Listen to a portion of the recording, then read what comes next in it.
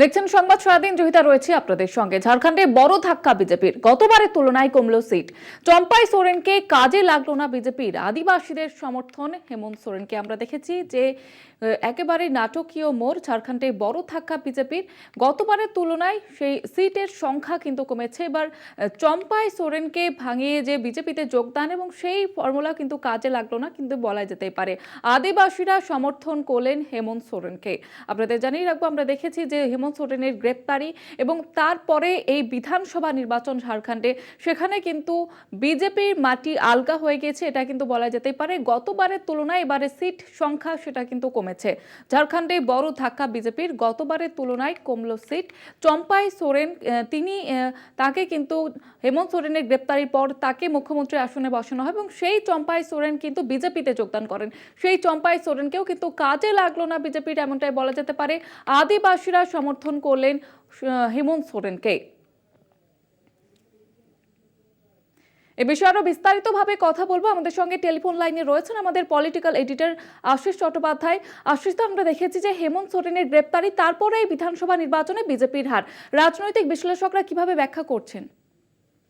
দেখো, ঝাড়খণ্ডের যে ভোটটা হয়েছে এটা কিন্তু সারা দেশের, যদিও ঝাড়খণ্ড তেমন বড় রাজ্য নয়, ছোট রাজ্য, তা সত্ত্বেও এটা সারা দেশের জন্য একটা নজির হয়ে থাকলো। যেভাবে ঝাড়খণ্ডের মানুষ ভোট দিয়ে বিজেপিকে দুর্মুষ করেছেন, বিজেপিকে চূড়ান্ত ভাবে পরাজিত করেছেন, সেটা কিন্তু সারা দেশের কাছেই একটা আলোচ্য বিষয়।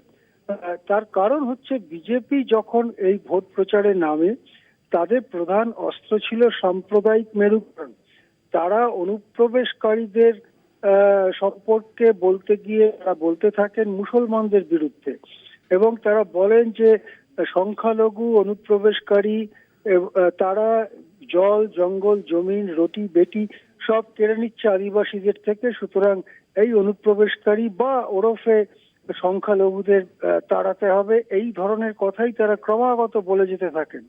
তারা আশা করেছিল যে সংখ্যালঘুদের বিরুদ্ধে এইভাবে জিগির তুললে হিন্দু ভোট, আদিবাসী ভোট সহ একসাথে জড়ো হয়ে বিজেপির বাক্সে যাবে। কিন্তু বিজেপির এই সাম্প্রদায়িক প্রচার সম্পূর্ণ প্রত্যাখ্যান করেছে ঝাড়খণ্ডের জনতা। ওখানে প্রায় 26% আদিবাসী ভোটার এবং প্রায় 14% সংখ্যালঘু ভোটার, এই 40% একজোট হয়ে যায় বিজেপিকে হারাবার জন্য। সেই জন্যই আমরা দেখতে পাচ্ছি বিজেপি 40%-এর বেশ খানিকটা নিচেই বিজেপি জোট তাদের দৌড় শেষ করেছে। কিন্তু হেমন্ত সোরেনের নেতৃত্বে জেএমএম কংগ্রেস জোট 40%-এর ওপরে গিয়ে দৌড় শেষ করেছে। আরো আমরা দেখতে পাচ্ছি যে আদিবাসী ভোটকে ভাঙার জন্য, আদিবাসী ভোটের একটা বড় অংশ বিজেপির শিবিরে নিয়ে আসার জন্য তারা দল ভাঙানোর খেলায় নেমেছিল। চম্পাই সোরেন, যিনি আদিবাসীদের একজন বড় নেতা অবশ্যই, যিনি ওখানে কোলহান বলে যে জায়গা আছে, যেখানে 14টা বিধানসভার সিট, কোলহান রিজিয়ন, সেখানে শিবু সোরেনের নেতৃত্বে বড় আন্দোলন করেছিলেন এবং তাকে কোলহানের বাঘ বলেও ডাকা হতো। এই চম্পাই সোরেনকে যখন মুখ্যমন্ত্রীত্বের কুর্সি ছেড়ে দেওয়া হয় হেমন্ত সোরেনের গ্রেপ্তারির পরে, তিনি কয়েক মাস মুখ্যমন্ত্রীও ছিলেন ঝাড়খণ্ড মুক্তি মোর্চার নেতা হিসেবে। পরে যখন হেমন্ত সোরেন জামিন পেয়ে এসে মুখ্যমন্ত্রীর চেয়ারে আবার বসলেন, চম্পাই সোরেন বিজেপিতে চলে গেলেন এবং বিজেপিও তাকে দুহাত বাড়িয়ে গ্রহণ করলো। ভাবলো যে চম্পাই সোরেনের কারণে আদিবাসীদের ভোট ভেঙে যাবে এবং সেটা বিজেপির পক্ষে যাবে। দিনের শেষে আমরা দেখতে পাচ্ছি চম্পাই সোরেনকে নিয়ে এই পরীক্ষা নিরীক্ষা সম্পূর্ণ ব্যর্থ হয়েছে এবং আদিবাসীরা এককাট্টা হয়ে ঝাড়খণ্ড মুক্তি মোর্চার পক্ষেই, কংগ্রেসের পক্ষেই থেকেছে। সুতরাং এই যে দল ভাঙানোর খেলা, সেটাও ব্যর্থ হয়েছে। এবং সর্বশেষ অবশ্যই হেমন্ত সোরেনকে মুখ্যমন্ত্রী থাকা অবস্থায় যেভাবে গ্রেপ্তার করা হয়েছিল, যেভাবে সামান্য বা প্রায় কোনো কারণ ছাড়াই যেভাবে অপমান করা হয়েছে এই আদিবাসী নেতাকে, তার বিরুদ্ধে রায় দিয়েছেন ঝাড়খণ্ডবাসী। সুতরাং এক কথায় বলা যেতে পারে, ঝাড়খণ্ডের ভোট, যদিও রাজ্যটি ছোট, বিধানসভার আসনের সংখ্যাও তেমন বেশি নয়, লোকসভা আসনও তেমন বেশি নয়, তা সত্ত্বেও এই যে একটা পরীক্ষা নিরীক্ষা হলো ঝাড়খণ্ডে সাম্প্রদায়িক শক্তিকে হারানো সম্ভব, এই পরীক্ষা নিরীক্ষা কিন্তু সারা দেশের রাজনীতির জন্য খুবই গুরুত্বপূর্ণ এবং এ নিয়ে চর্চা অব্যাহত থাকবে। হ্যাঁ।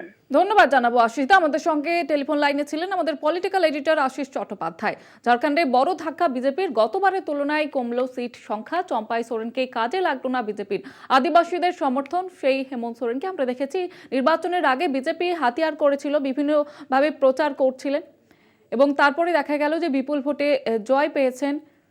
জয় পেয়েছে ইন্ডিয়া শিবির। এবং জয়ের পর হেমন্ত সোরেন তিনি কি বলেছেন সাংবাদিক বৈঠকে শুনুন। जो इंडिया गठबंधन का प्रदर्शन रहा है वो बहुत बेहतर रहा है। लगभग 56 प्रत्याशी हम लोगों के जीते हैं और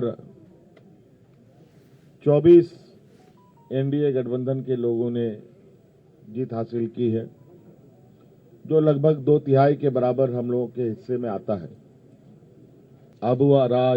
अबुआ सरकार का एक इतिहास झारखंड में गढ़ने जा रहा है। आप लोगों ने पहली बार मुझे लगता है ऐसा चुनाव देखा होगा और ऐसे लोकतंत्र की परीक्षा को हम लोगों ने सफलतापूर्वक पास किया और आप सबको भी मेरी ओर से बहुत बहुत आभार, शुक्रिया कि आप सब लोगों ने राज्य की गतिविधियों को देश की जनता और राज्य की जनता तक पहुंचाने का काम किया। बहुत बहुत धन्यवाद। और कुछ बातें कांग्रेस प्रभारी जी साहब की तरफ से भी हम